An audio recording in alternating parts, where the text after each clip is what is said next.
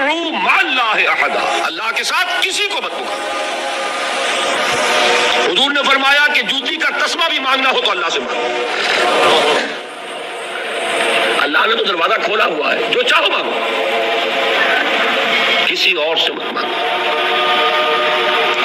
دیکھیے ایک علمی مسئلے اور ہوتے ہیں، عقد کی ایک روح بتائی حضور نے، لب لباب کہی ہے اس کا، وہ کیا ہے؟ دعا۔ الدعاء مخ العبادہ، الدعاء هو العبادہ۔ حضور کی یہ دو احادیث بہت سادہ، بہت مختصر۔ دعا ہی عبادت کا جوہر ہے۔ مخ کہتے ہیں ہڈی کے اندر جو گودا ہوتا ہے وہ مخ ہے۔ گودا جو ہے عبادت کا وہ کیا ہے؟ دعا۔ توحید فی الدعا کیا ہے؟ صرف اللہ کو پکارا جائے گا۔ اور شرک فی الدعا، جس کو بھی پکاریں گے آپ مدد کے لیے اس کو آپ نے معبود بنایا ہے، کیسے باشد۔ یہ مسئلہ سمجھ لیجئے، لا تدعو مع اللہ احدا، اللہ کے ساتھ کسی کو مت پکارو۔ حضور نے فرمایا کہ جوتی کا تسمہ بھی مانگنا ہو تو اللہ سے مانگو۔ اللہ نے تو دروازہ کھولا ہوا ہے، جو چاہو مانگو، کسی اور سے مت مانگو۔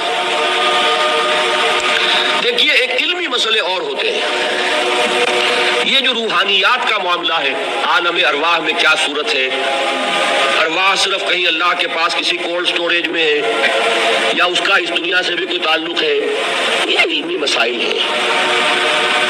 فرض کیجئے اس وقت کوئی ارواح یہاں موجود ہو، فرض کیجئے، میں اس کا انکار نہیں کروں گا، ہو سکتا ہے کہ ہو سکتا ہے کوئی روحانیت والا شخص بتا بھی دے کہ ہاں فلاں کی روح موجود ہے، ہوگی بھائی، اسے نظر آتی ہوگی، ٹھیک ہے۔ یہ بھی ہو سکتا ہے کہ کوئی شیطان جن ہو اور وہ دھوکہ دے رہا ہو کہ میں فلاں کی روح ہوں، ہو سکتا ہے کہ نہیں؟ لیکن یہ بھی ہو سکتا ہے، وہ بھی ہو سکتا ہے، مجھے اس سے بحث نہیں۔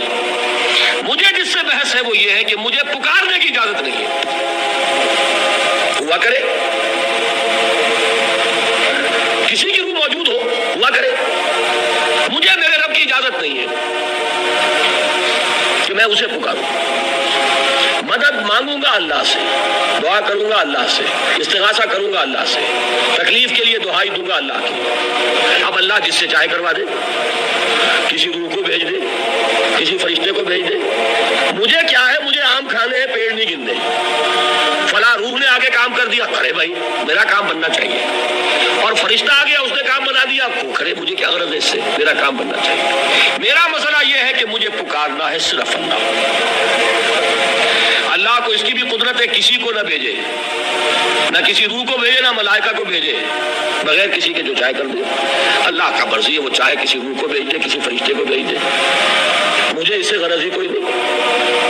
مجھے تو اپنی تکلیف کا دور ہونا مطلوب ہے، اس کے لیے میں پکاروں گا۔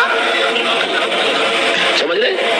دیکھیے میں سادہ ترین کر رہا ہوں مسئلہ، عبد القادر جیلانی کی روح یہاں ہے یا نہیں، حضور کی روح انور یہاں ہے یا نہیں، یہ تو علمی مسئلہ ہو گیا نا۔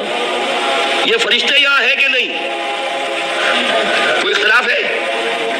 میں پکار سکتا ہوں اسے کہ بھائی ذرا میرا کام کر دینا۔ یہ کروں گا تو شرک موجود ہے، کرامن کاتبین ہے کہ نہیں؟ موجود ہونا نہ ہونا یہ مسئلہ علمی، جو اصل میں شرک سے متعلق مسئلہ ہے وہ یہ ہے کہ پکارنے کی اجازت نہیں۔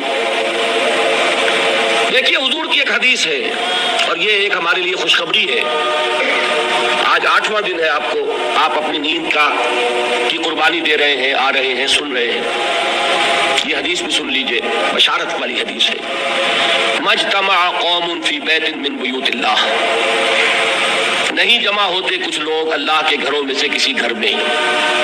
اس کا مصداق اول تو مسجد ہوگی، لیکن تقریباً تمام محدثین نے مانا ہے کہ صرف مسجد تک محدود نہیں ہے، سب گھر اللہ کے ہیں۔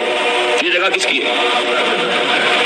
تو عام ہے یہ چیز، لیکن مسجد کا ہوگا تو وہ مصداق اول ہو جائے گا۔ مجتمع قوم فی بیت من بیوت اللہ یتلون کتاب اللہ ویتدارسونہ بینہم، کام کیا کر رہے ہوں کہ اللہ کی کتاب پڑھ رہے ہوں، وہ سمجھ رہے ہوں، سمجھا رہے ہوں، تو کیا ہوتا ہے؟ الا نزلت علیہم السکینہ، ان پر اللہ کی طرف سے سکینت کا نزول ہوتا ہے۔ وغشیتہم الرحمہ، خداوندی انہیں ڈھانپ لیتی ہے.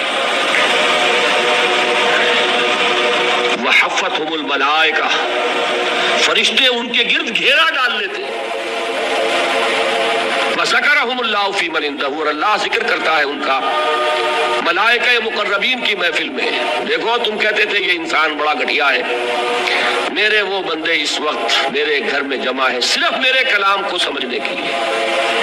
اللہ فخر کرتا ہے، ذکر کرتا ہے اللہ.